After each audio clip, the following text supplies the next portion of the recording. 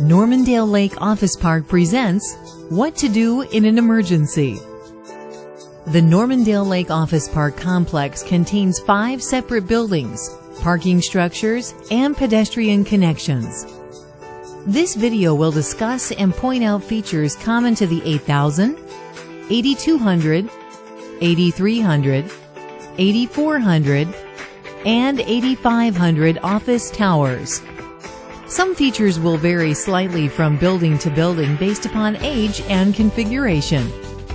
There are some 6,000 people working at Normandale Lake Office Park, and their safety is our most important concern.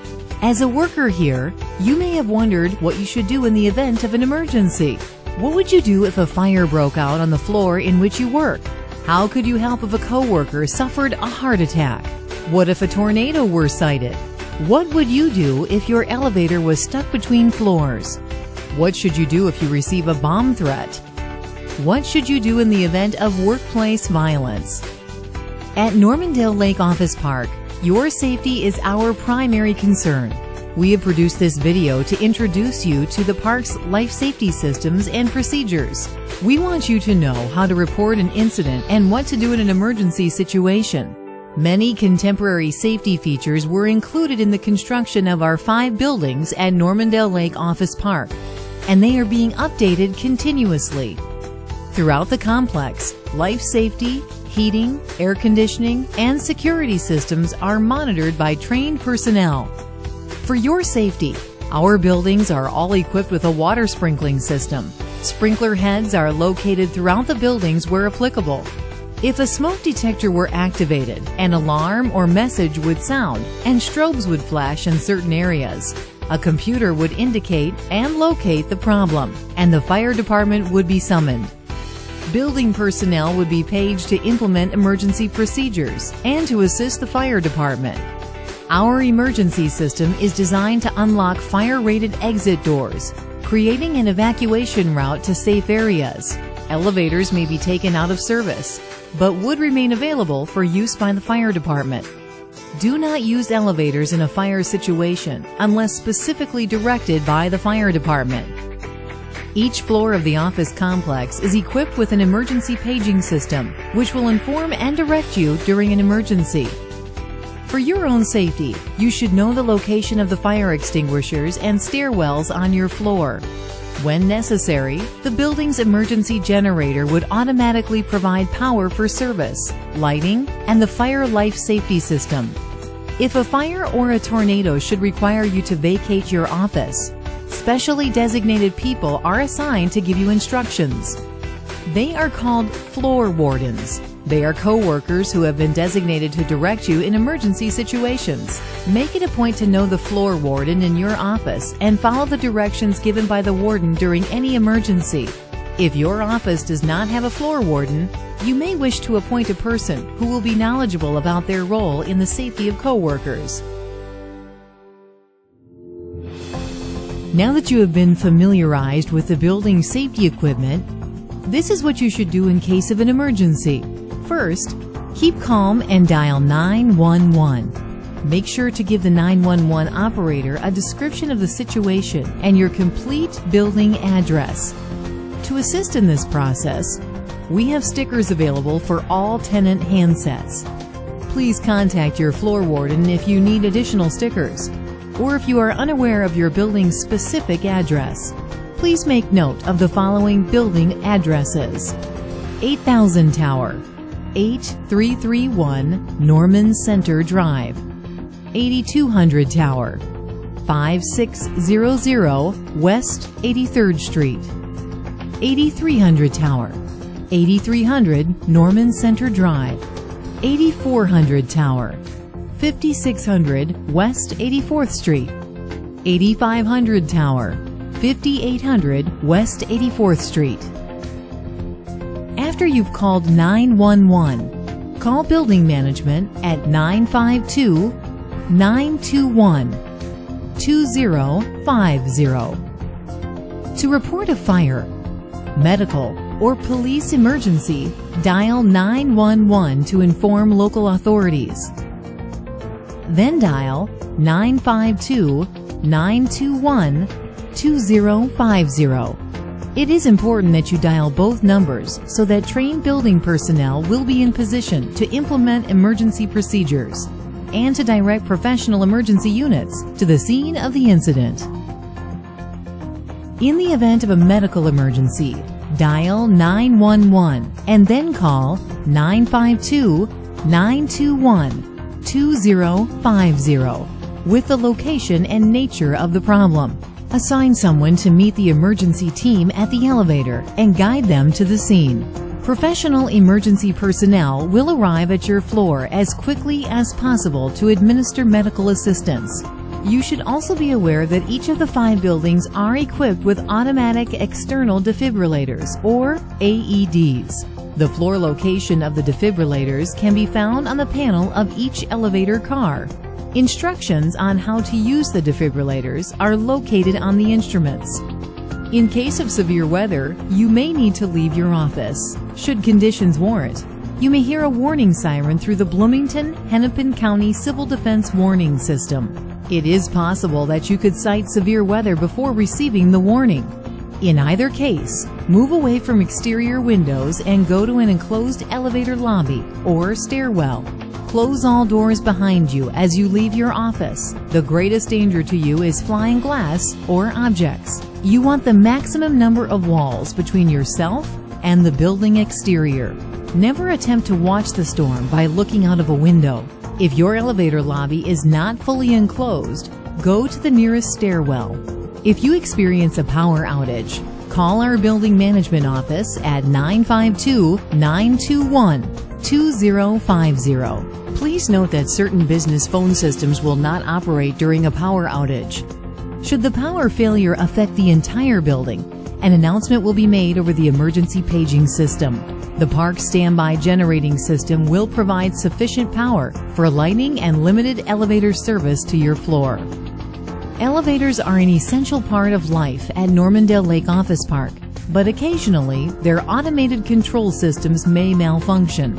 If an elevator stops between floors, use the intercom system located in the elevator car. This will put you in immediate contact with the central monitoring station, which will inform the elevator service company of the problem. Give them your location and the number of the elevator car, which can be found on the phone panel or the elevator button panel. Remain calm and do not attempt to force the doors open. The elevator repair service will assist you from the elevator as quickly as possible. In the event of a bomb threat, calmness is vital. If you have caller ID, write down the phone number of the caller. When speaking with the caller, try to record or remember as much information about the person as possible. Ask the caller such questions as, where is the bomb? When will it go off? What type of bomb is it? Why are you doing this? Who are you? Try to write the caller's exact words and make a mental note of the caller's voice. Is it a male or a female? Does the caller sound young or old or speak with an accent? Does the caller sound calm, nervous, or intoxicated? Listen carefully for any background noises, such as music, traffic, work sounds, airplanes, or children. Finally, note when the call was received and when it was terminated. As soon as the conversation has ended, call 911 immediately. Next, call building management at 952-921-2050. From that point on, emergency personnel will issue directions on what to do. At no time during a bomb threat should you touch or inspect any unidentified objects, such as a paper bag, box, briefcase, or duffel bag. If you see a suspicious object, call building management immediately at 952-921-2050. There are few emergencies which require quicker, clearer thinking than a fire. There are 2 different actions that you may need to take regarding a fire emergency. What to do if you see a fire and what to do if you hear a fire alarm. If you see a fire, call 911 immediately and then call 952-921 2050. Give the exact location of the fire and inform your floor warden. Never minimize the potential danger of even a small fire, such as a burning wastebasket. You should be aware of the location of fire extinguishers on your floor. When using a fire extinguisher, it is important to plan an escape route. If a fire cannot be put out easily with an extinguisher, do not attempt to fight the fire. If such a fire is burning in your office, leave immediately and close the door behind you to help prevent the fire from spreading. To learn how to use a fire extinguisher correctly, remember the word PASS. P-A-S-S. Step 1 is to pull the pin out. Step 2 is to aim hose at the fire. Step 3 is to squeeze the handles. And step 4 is to sweep the hose from side to side at the base of the fire until you put it out. Again, the steps are P, pull the pin, A, aim, S, squeeze, and S, sweep the hose from side to side. Pass, pull, aim, squeeze, and sweep. What should you do if you hear an alarm? If a floor evacuation becomes necessary, you will hear a loud tone or voice warning, and you may see flashing strobe lights. Remember to remain calm. Proceed quickly to the nearest stairwell and go down to the exit level. When in the stairwell, walk in an orderly fashion and avoid pushing and bumping. Make sure you know the location of the stairwells on your floor. Tenants should assume an alarm is legitimate and proceed with evacuation. We ask tenants to refrain from verifying the alarm via a telephone call to the management office, as this can distract personnel from tending to the situation. If you are wearing high-heeled shoes, remove them to make walking down the stairwell faster and safer. Remember, do not try to use the elevators. They will have been automatically returned to the main level. Any physically challenged persons in your area should be assisted to a secure place on your floor, where help will arrive to evacuate them safely. Designated people should check conference rooms, restrooms, storage rooms, and remote areas to alert workers who may not have heard the evacuation signal. Once you have left your area, do not return until the all clear has been given. If your area fills with smoke, try to get as low to the floor as possible. It may be necessary to stoop or even crawl. More people are overcome by smoke than burned by flames, so do everything possible to stay under the smoke. Before leaving or entering through a closed door, place a hand on the door. If the door feels hot to the touch, don't go through it, as there may be flames on the other side.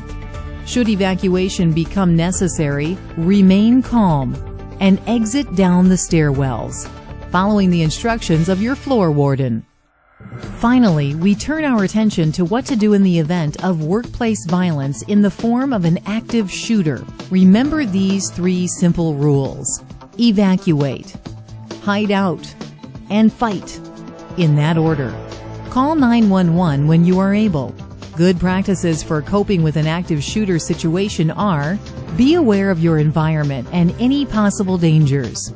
Take note of the 2 nearest exits in any facility you visit. If you are in an office, stay there and secure the door. As a last resort, attempt to take the active shooter down. When the shooter is at close range and you cannot flee, your chance of survival is much greater if you try to incapacitate him or her. Evacuate. If there is an accessible escape path, attempt to evacuate the premises. Be sure to have an escape route and plan in mind. Evacuate regardless of whether others agree to follow. Leave your belongings behind. Help others escape if possible. Prevent individuals from entering an area where the active shooter may be. Keep your hands visible. Follow the instructions of any police officers. Do not attempt to move wounded people. Call 911 when you are safe. Hide out. If evacuation is not possible, find a place to hide where the active shooter is less likely to find you. Your hiding place should be out of the active shooter's view. Provide protection if shots are fired in your direction. not trap you or restrict your options for movement. To prevent an active shooter from entering your hiding place, lock the door. Blockade the door with heavy furniture. If the active shooter is nearby, lock the door. Silence your cell phone and/or pager. Turn off any source of noise, such as a radio or television. Hide behind large items such as cabinets or desks. Remain quiet. If evacuation and hiding out are not possible, remain calm. Dial 911 if possible to alert police to the active shooter's location. If you cannot speak, leave the line open and allow the dispatcher to listen. Fight. Take action against the active shooter as a last resort and only when your life is in imminent danger.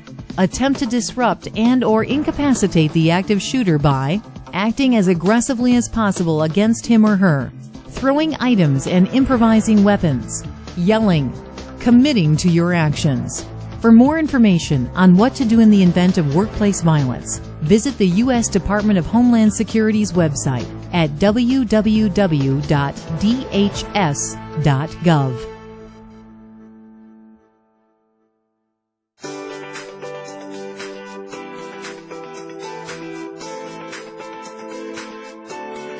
We hope it will never be necessary for you to use what you've learned in this video. But if an emergency does occur, you'll know to call 911 immediately and then to call building management at 952-921-2050. We want you to enjoy a safe, secure, comfortable work environment here at Normandale Lake Office Park.